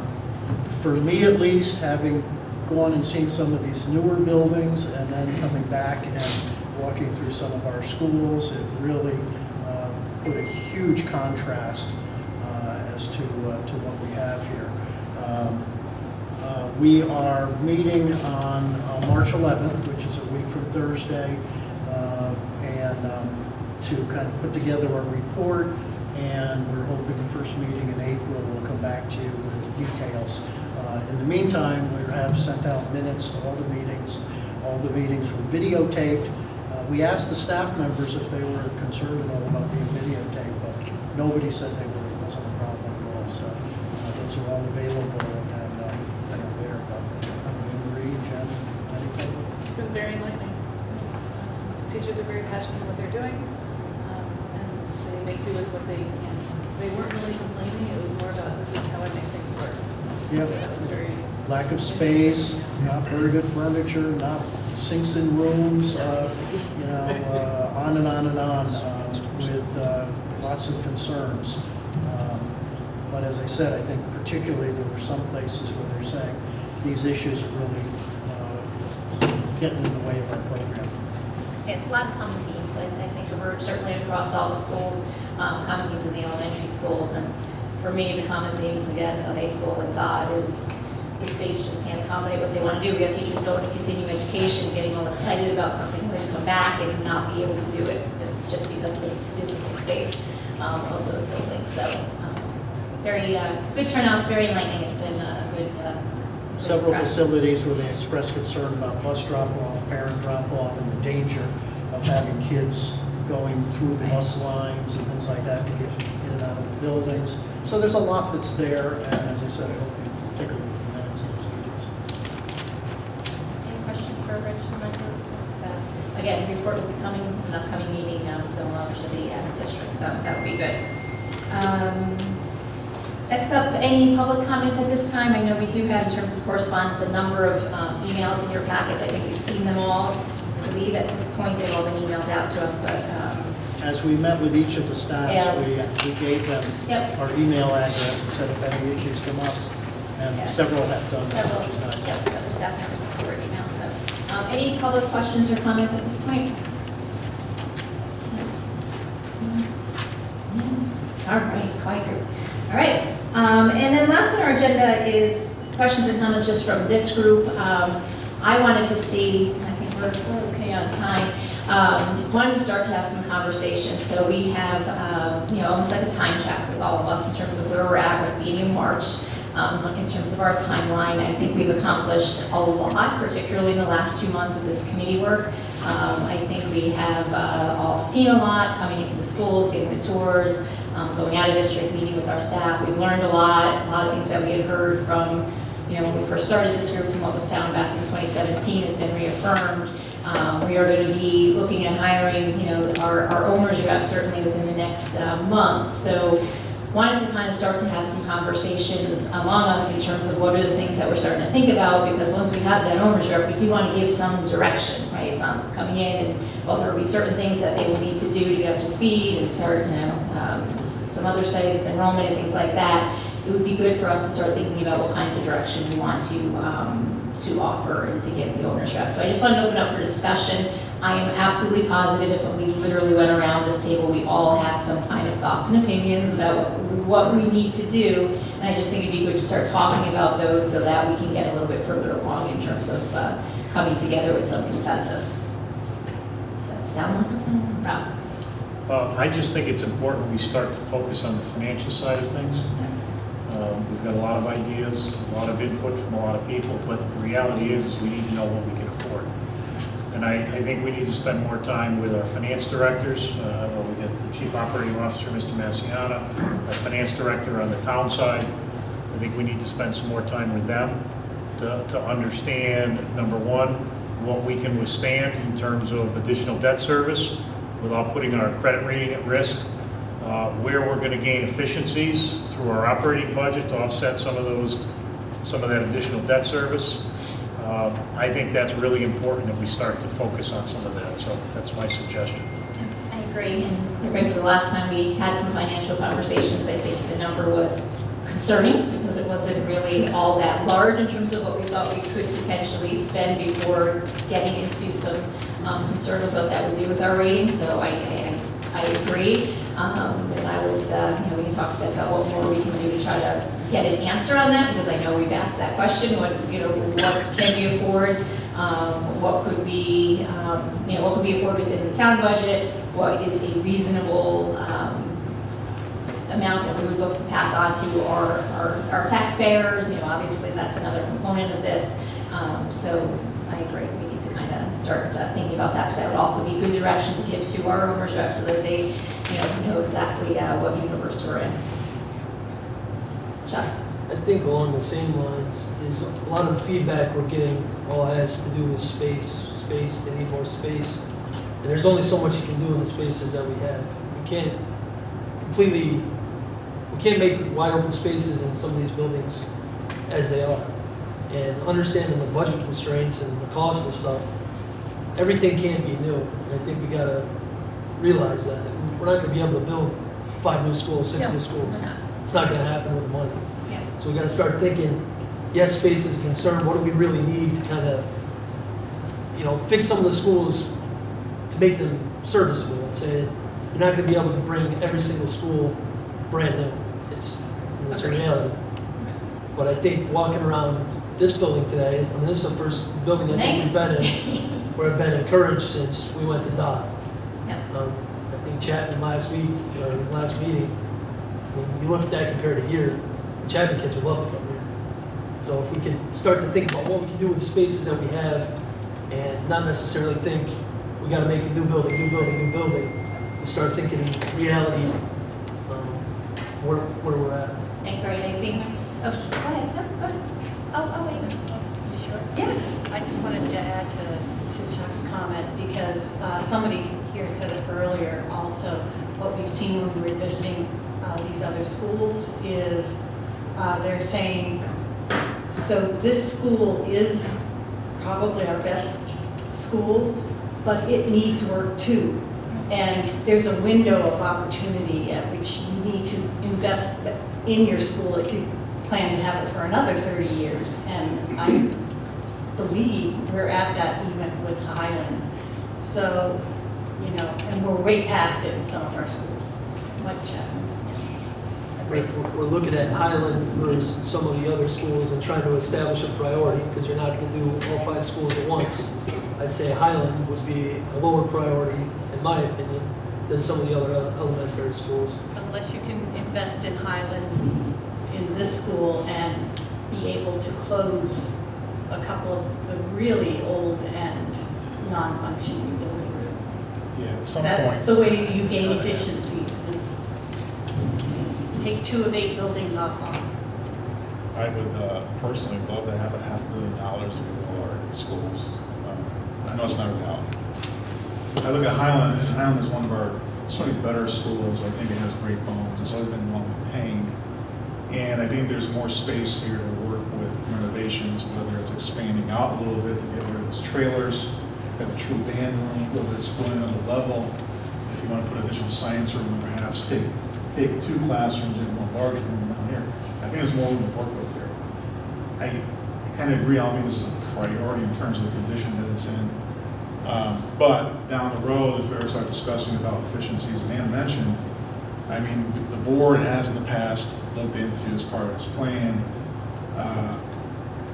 and has looked in the past, looking at Darcy, it'd be great if we could move kindergarten out of there and put in elementary school in that space, move birth to 3 programs somewhere. Here would probably be the best place to do it. I think this has some space where we can look at those options. Maybe it's not day one priority, but I think it does play a role in a renovation path. It's not sure what that is yet. Yeah, I've seen Chapman, been there a number of times. You know, we look at personally in schools, like, my God, look at this on Chapman first. They look at that. Then you look at the high school. You know, I think we really need to start looking into, based on what we know now, I think everybody has ideas of what they've seen, what's replaced, what is new. Maybe thanks to putting ideas on the table. We'll certainly have discussions. Absolutely, that's what, you know, I want to start discussions, because you're right, I mean, we can't afford doing it all, so how do we prioritize? You know, the high school and DOT are big concerns, you know, I think they definitely need to be addressed. Our elementary schools, yes, to the point of, do we fix the ones that are, you know, I think the thing with all of the elementary schools, even Chapman and the older schools that are a lot of physical issues, they are at least able to teach their students, you know what I mean? Like, they're still able to learn in those environments. I don't think we can say that necessarily looking forward at Dodman High School. You know, like, I think our elementary schools, while old and needing significant capital improvements or renovation, whether we end up taking one offline and adding to some others to accommodate that, I don't know what the answer is, but at least the structures themselves, the physical classrooms for the kids, in most cases, they can get the job done with their students, or I think we're hitting up on where that's not going to be true at Dodman and in the high school, so in terms of prioritizing that. On Dodd as a building, I don't know if I'm missing something, but what's the matter with Dodd as an elementary school of, you know, K through 5, the way it is with a new roof and windows? We'll talk about that. And in terms of space and everything, a K through 5 school doesn't need these bigger community spaces that you need for a middle school. What would be the issue with that? I thought, in terms of bones and the lot that it's on, I thought the school was in pretty good shape overall, in my opinion.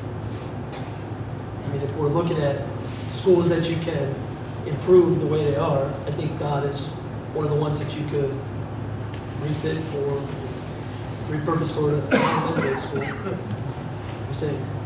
Same building.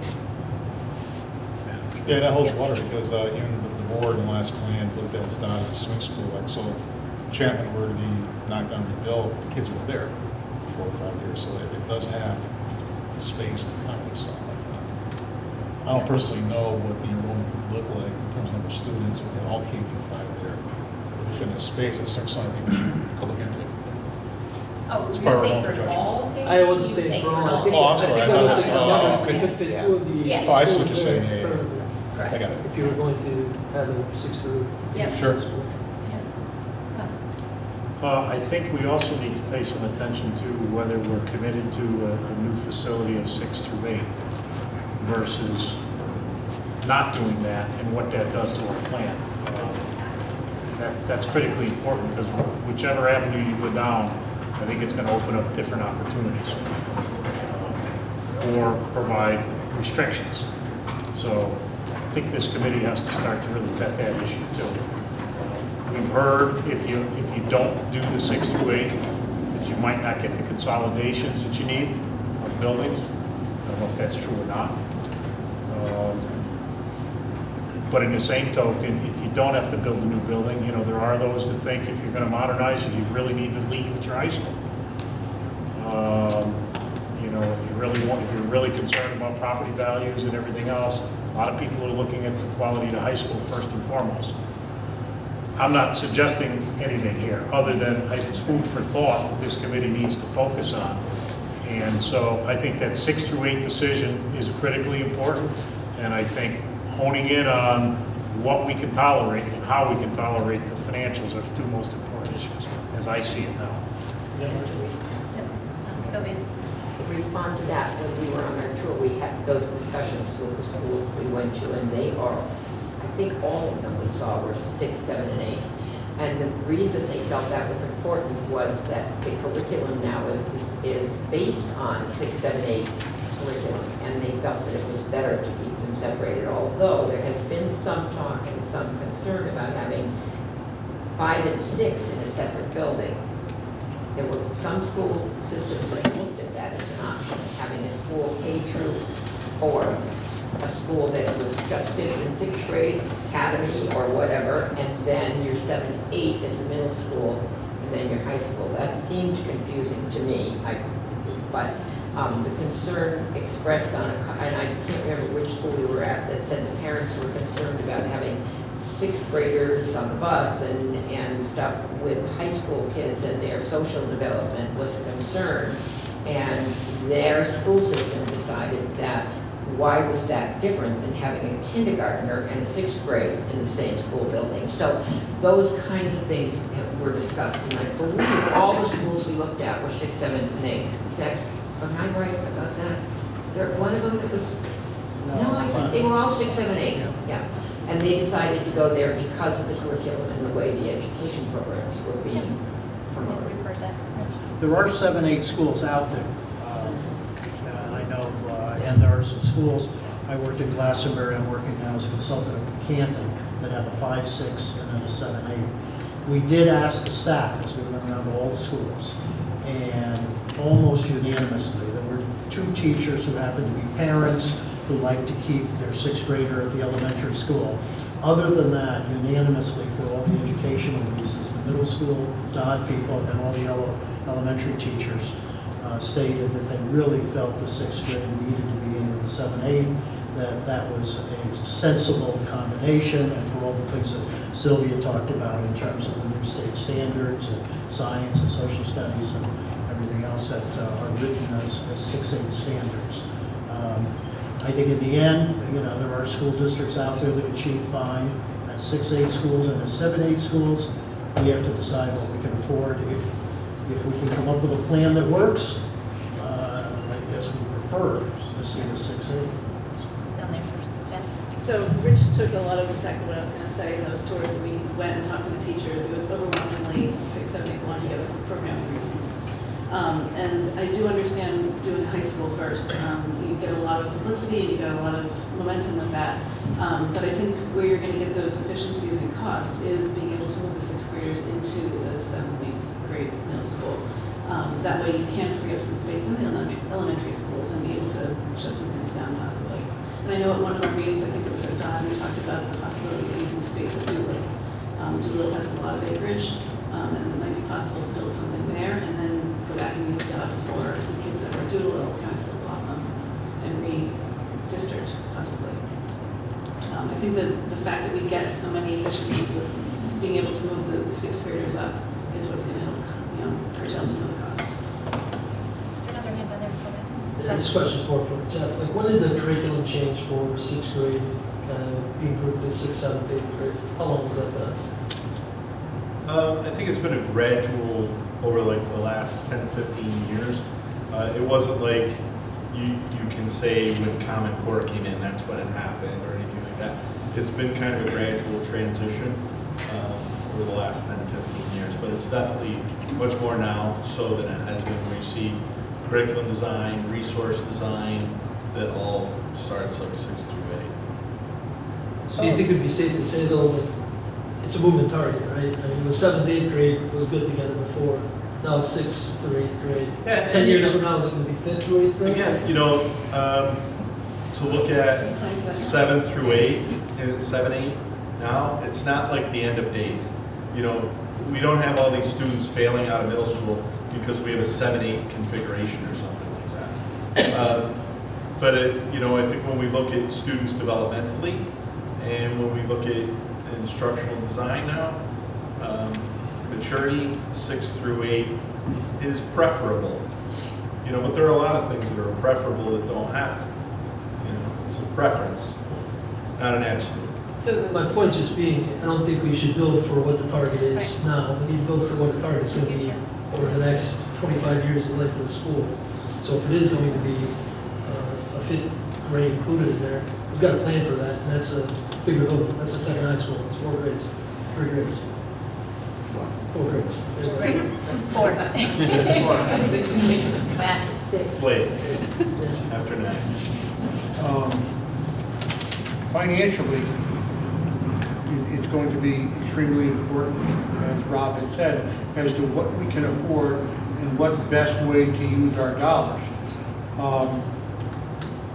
I had asked that some of these costs be broken down school by school, and I have received that from the Assistant Superintendent CFO, Mr. Massiani. The sad part about it is a lot of these costs were taken, instead of being taken school by school, were taken across the entire district and then distributed on an equal basis as a per square foot cost per school. We're going to be asked to look at, possibly closing some of these schools, and I really think we need to see what an accurate number there is as to X schools closing, and instead of having an average of across the district as to what something costs, that we know that X school, if we close X school, it's going to cost this amount, or it's going to save this amount. Also, the people should be well aware that this process is going to move as quickly as we can get it to move, but it's still going to move very slowly. I don't see a shovel going in the ground for at least 2 years, and I could be wrong, but in the process of selecting our representative, selecting an architect, having the plans drawn, having to go out to bid for whether it be renovations or build as new or build new, whatever it's going to be, it's down the road. Some of the issues that these teachers have brought up in the district should be taken care of sooner than later. A lot of these issues that are being discussed here are maintenance issues, and not so much, will some of them be rectified with remodeling? Yes, they will, but in listening to some of the concerns of the teachers, you've got issues out there that it really shouldn't wait 2 years or 3 years or 4 years, because if we're talking about one project in 2 years, we're not going into every school in 2 years or 3 years or 4 years. This is going to be, just in my opinion, some sort of staggered program that's going to go school, finish the school, go to the next school. So this could be a 10-year process. And if some of these people are complaining about storage space, it's not going to be rectified for 10 years. If we're going to be talking to the parents to vote on some of these issues, and some of these problems are going to be rectified for 10 years, if there are students in second grade, they're going to be in 12th grade when some of these issues and renovations are complete. I really think, it would behoove the maintenance department of some of these schools and the CFO to come up with some sort of budget immediately to rectify some of the problems that these people are not going to have the ability to live with for 10 years. And some of them are very serious. In walking through the high school, I asked Mr. Clavitt, some of the people were complaining about hot spots and cold spots, and I said to him, when was the last time the HVAC system was balanced? And he said he didn't know, and another comment was probably never. Well, I think that's something that's,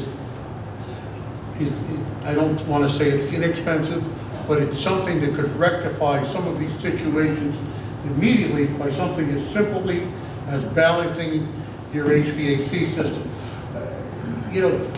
This isn't the way it was 10 years ago.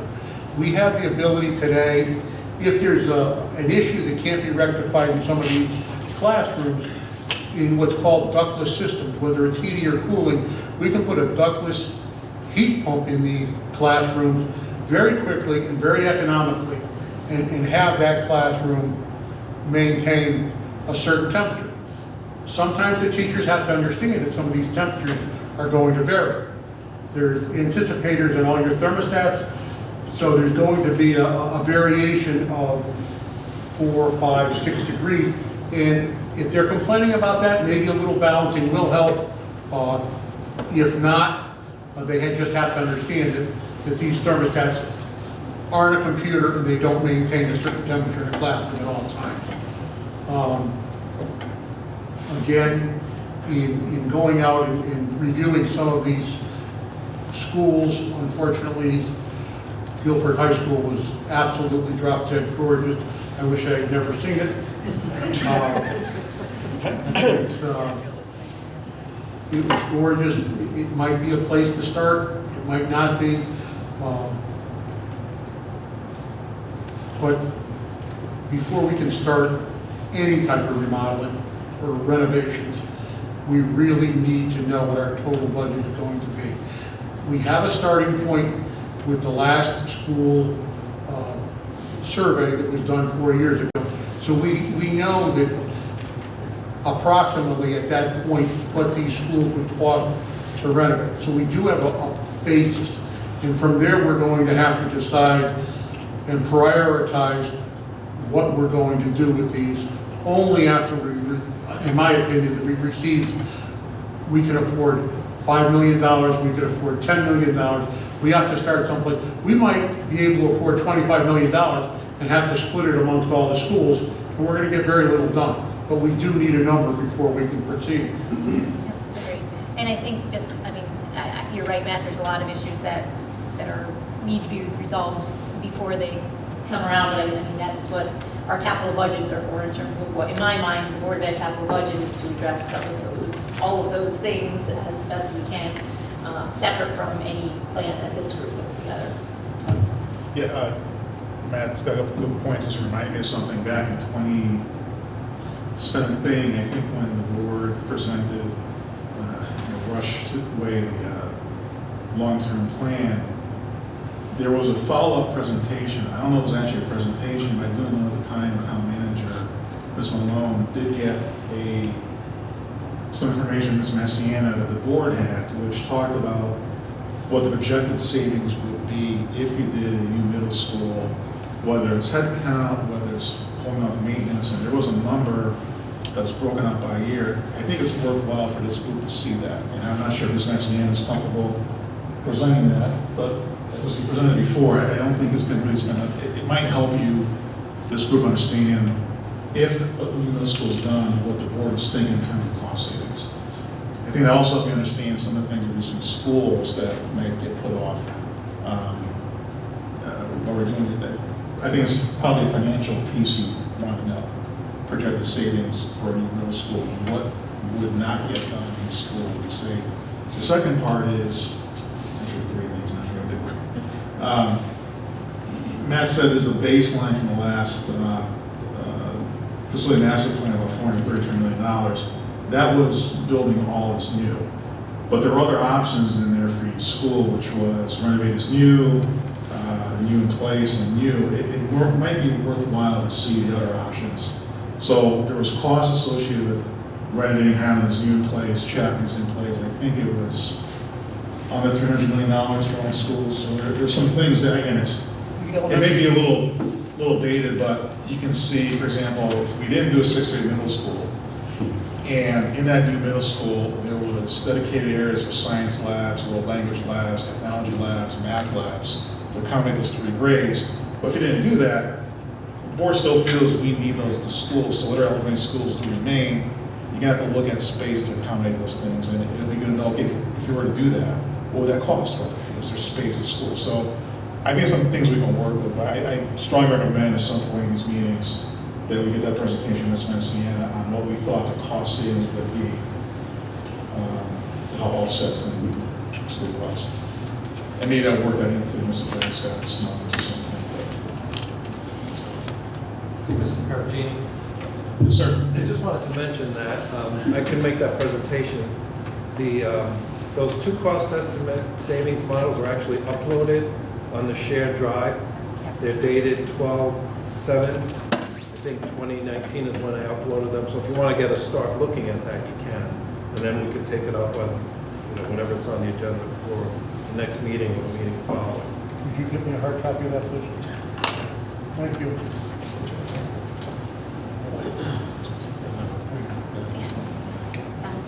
Just going off what Matt said about some of these schools and the maintenance of it. I mean, I was appalled to hear when we were at Chapman that there's a window that has no caulk on it, and every time it rains, water comes in. And I'm like, I don't know about you, but I mean, a simple caulking job to keep the water from coming in should be done. And I think, you know, a cup under a toilet catching water that's leaking, these things are simple maintenance things that have to be addressed and fixed, because we're not going to be able to fix everything in every building. But I think that we have to look at some of the maintenance issues that are taking place and try to maintain some of the stuff that we have before we do more damage to the buildings. And it just was appalled to hear about water coming into a window that had no pocket. It's like, that's a simple fix. And I think it's maybe the first school we went to that did leak somewhere, so. Yeah. So, yeah, comment problem. Any other comments, thoughts? I just wanted some clarification on the furniture. Is that, everywhere we go, we hear about desks, furniture, etc. Yeah. Is that a reimbursable expense with a renovation, or is that something that comes out of the capital budget? I don't What know is the it? answer to that. I think it is reimbursable. I think it is, right? If you're doing it under a renovation or new school project, it is reimbursable. So if it's a new school, it's a 36% reimbursement rate. If it's renovation, it's 46%. That includes furniture? Yes. But in terms of like this school, Right. I mean, there's a lot of open spaces here because you got all those movable walls, right? Furniture for this school, would that be something that's coming out of the school modernization plan, or is that coming out of the capital plan? Where's that money come from? Usually what we do is out of our operating budget, when we replace furniture that's no longer functional, we'll buy more updated furniture. But with our operating budget, we're not doing that, you know, en masse at all. But in the scope Where we can. in the scope of this project, right, not the B. So let's say, since we're in Highland, let's say we have decided, let's renovate what makes sense to renovate. It turns out to be all the classrooms, all the school, and by extending space and bringing in all new furniture. I guess, I think the question Chuck has, I have in my mind that, you know, I know Paul asked this a while ago, is would that fall under the scope of this project as the capital cost for running the school? Or is that something the board comes to in the next capital budget cycle, you know, a massive bill for all new furniture in the school? Where's the big, at the end of the day, taxpayers paying for it one way or another. Right. It seems like if you can get it under the renovated as new, there's some reimbursement for it. Right. Yeah, that's my question. Yeah, I don't so- think we have to renovate a building to get new To get new furniture in the furniture. building. Right. I don't think it should be part of what we're modernizing, I mean, it's furniture. Except that the operation budget will never support replacing furniture across the entire school. We're doing like one classroom, maybe a year in the entire district. So if you think about modern teaching, what they need for programming, I mean, there's an argument, I guess, that can be said for both ways. Yep. I would just say, Chuck, that I think if we're modernizing anything, furniture plan needs to be in there. If it is significant. I mean, if and I think the school system can help us, if there's a particular building that has some furniture, desks, et cetera, that can be reused to maximize the new renovation, then that's great. But if not, I don't think we want to be renovating a building and not be able to get the best use of what we've designed because we got old, crappy furniture and it really doesn't help us be efficient in that space. So in that situation, I'm sure the school system can say, okay, we're renovating Highland. We can use, a lot of this furniture is reusable in the new model, but this is not. And I think we need to include that in this budget because I would agree, we're not going to be dealing with this in a normal operating budget where all of a sudden Mr. Solon says, I need $10 million more in our operating budget to refurnish a whole building. I don't think we need to include any significant new stuff that's necessary in this budget, as I see it. So I believe it is part of this. I know we were doing the Alexion discussion. My recollection was part of that budget process there was the furniture as well, so that we can maximize the new building the way it needed to be used. So I would recommend we do that here too. I guess my confusion then is if we're renovating a school, it has to be renovated as new, so you're talking about a big dollar item, right? Where the furniture would be included in that.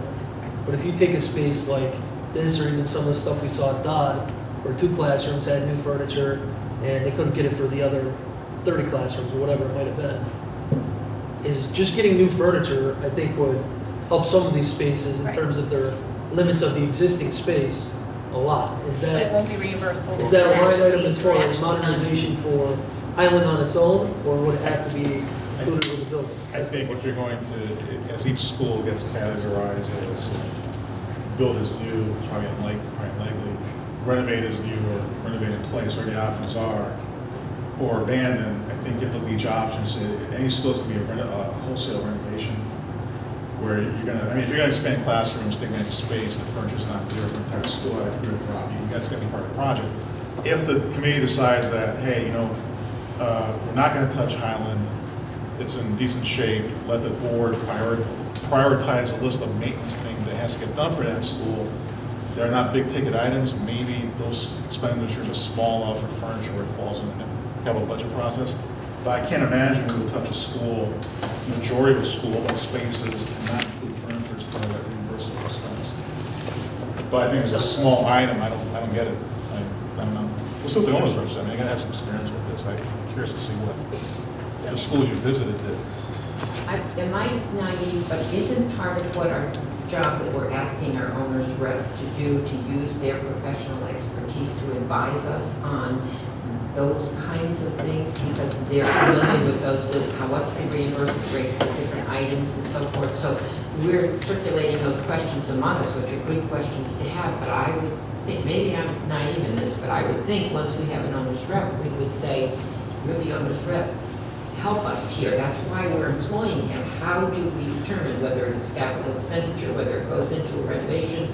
What's the degree of renovation that we need to do to have it considered to be reimbursed? Am I in the wrong view here? But I'm thinking that's what the function of the owner's rep, part of his function is. And leave that expertise. Yep. Andrew? I think the committee needs to see over in the next 5 years, there's $24 million worth of renovation projects planned in the schools. So at our last Board of Education meeting, we approved this plan in concept with 1 year, next year being $500,000 worth of renovation projects, and then the following year, additional $7 million. So just because we were here tonight, Highland School, for instance, is going to get $750,000 worth of new windows in 2022 to 2023. And then an additional $670,000 in kitchen replacements the following year, and then an additional $750,000 in other building improvements in the next 5 years. So I think this committee needs to see what those projects are that are already planned. This is bonded money that the town's already getting ready to do. So then maybe you could do this presentation you did for the planning committee to the school modernization. If I could just jump in, we're not bonding all 5 years, we're just bonding 1 year. Well, bonding one, but these are projects that are in the pipeline, so to speak. Correct.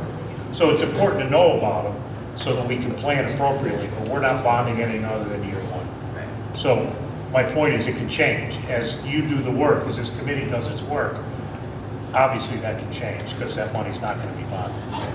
And the way you can do that, Andrew, is go into year 2 for last year's 5-year capital plan and see if the number for year 2 last year and year 1 this year stayed the same. You could see that what the difference would be.